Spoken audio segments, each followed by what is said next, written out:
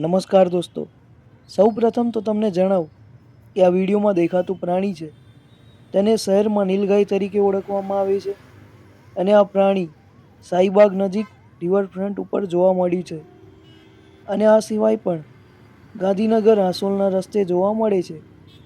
આ પ્રાણી પાલતું નથી હોતું. સાથે જ તમને જણાવું કે આ શાકાહારી પ્રાણી છે. તેનો ખોરાક ઘાસચારો તથા ઝાડના પાંદડા વગેરે હોય છે. અહીં આવ્યું એટલે કે જ્યાં સતત માનવ વાહન પરિવહન થતું હોય છે તેવા વિસ્તારોમાં પણ ખૂબ જ ચોંકાવનારી ઘટના કહી શકાય છે.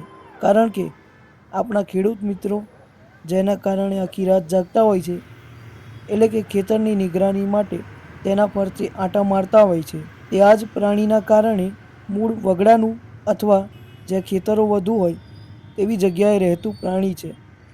એટલે કે ટૂંકમાં કહી શકીએ કે આ વન્ય પ્રાણી છે. તે પ્રાણી મૂળ રીતે ડરપોક હોય છે, પરંતુ જ્યારે ખેડૂતો તેને ભગાડવા જાય છે ત્યારે તેની સામે પણ ઘણીવાર થતું હોય છે.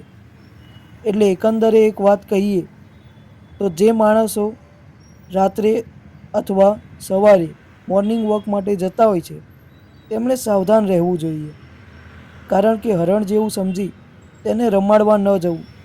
તેનું ઉદ્દેશ્ય કોઈને નુકસાન પહોંચાડવાનું ન હોય, પરંતુ તે ડરના કારણે કદાચ તમારા ઉપર હુમલો કરી શકે છે. તમે શું વિચારો છો આ મુદ્દે તે અમને કમેન્ટમાં જણાવો.